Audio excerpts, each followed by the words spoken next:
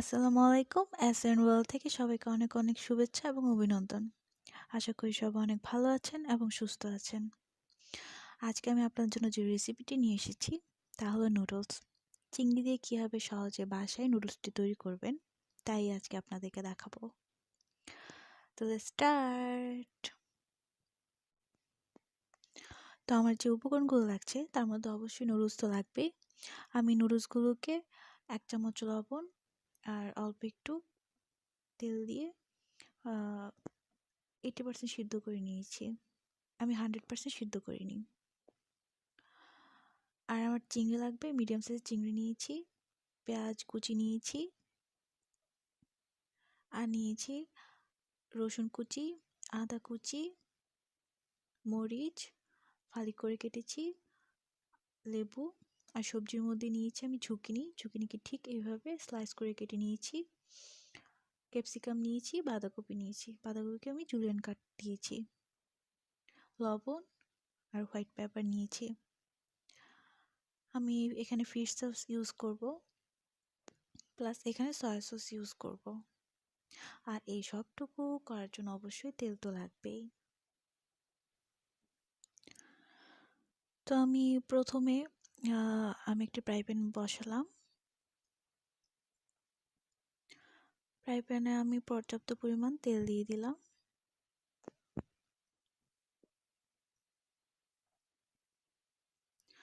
যখন তেলটা হালকা গরম হয়ে আসবে তখন আমি এর মধ্যে চিংড়িগুলো অ্যাড করে ফেলবো। আমি চিংড়িগুলো ভাজার সময় একটু পেপার আর লবণ দিয়ে ভেজেছিলাম, বাট আমি ভিডিওটি শ্যুট করতে পারিনি। আমি কিছুক্ষণ ভাজার পর আমার চিংড়িগুলো যখন এমন কালার হয়েছে তখন আমি চিংড়িগুলো উঠিয়ে ফেলবো। উঠিয়ে আমি একটু আলাদা রাখবো, পরে আমি এটা আবার নুডলসে অ্যাড করব। আমি চিংড়িগুলো উঠিয়ে নিয়েছি। এখন আমি পেঁয়াজ কুচিগুলো দিয়ে দিয়েছি।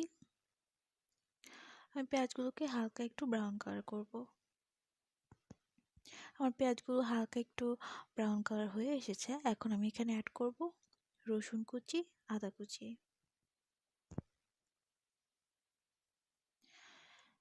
আমি আদা খুবই সামান্য ব্যবহার করেছি।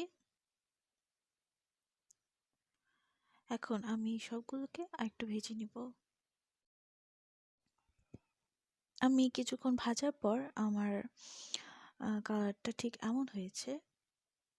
এখন আমি এখানে সবজিগুলো অ্যাড করব। আমি সবজিগুলোকে লম্বালম্বি করে কেটেছি এবং পাতলা পাতলা করে কেটেছি, সেই কারণে আমার সবজিগুলো সিদ্ধ হতে বেশি টাইম লাগবে না। যদি আপনারা গাজর এখানে অ্যাড করেন তাহলে অবশ্যই গাজরগুলোকে আগে একটু হালকা ভেজে নেবেন।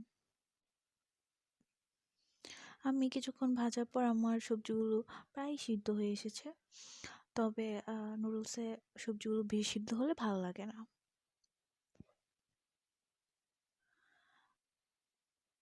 তো এখন আমি এখানে অ্যাড করব সয়া সস।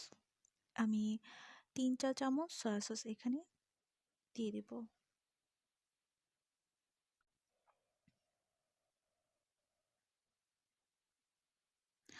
আমার সয়া সস দেওয়া হয়ে গেলে তারপর আমি এখানে অ্যাড করব fish sauce. Fish sauce use করলে একটু স্মোকি ফ্লেভার আসে, আপনারা চাইলে এটা স্কিপ করতে পারেন। তবে চিংড়ি দিয়ে নুডলসে এটা একটা অন্যরকম ফ্লেভার অ্যাড করে।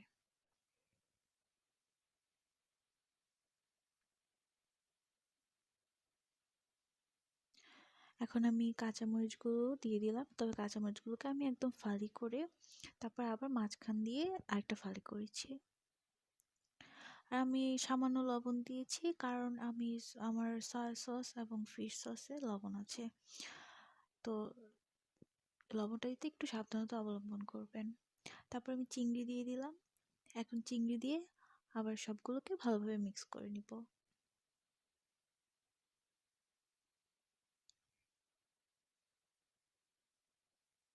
এখন আমার মোটামুটি মিক্স হয়ে গেছে। এখন আমি অ্যাড করব এখানে নুডলসগুলো।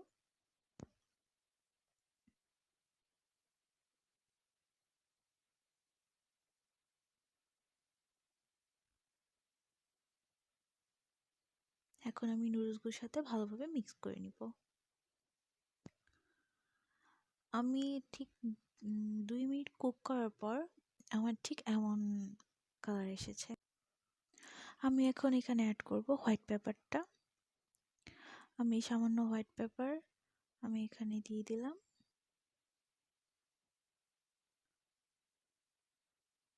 এখন আমি সামান্য লেবুর রস এখানে দিয়ে দিয়েছি। অনেকে লেবুর রসটা বাদ দিয়ে ভিনেগার ইউজ করে, তবে ভিনেগারটি সাধারণত ফ্লেভারটা ভালো আসে না, তো সেই কারণে আমি লেবু ইউজ করেছি। এখন পরিবেশনের পালা। আশা করি আজকের রেসিপিটি আপনাদের অনেক অনেক ভালো লেগেছে এবং এটি বাসায় অবশ্যই ট্রাই করে দেখবেন। আজকে এতটুকুই। ভালো থাকবেন। টাটা।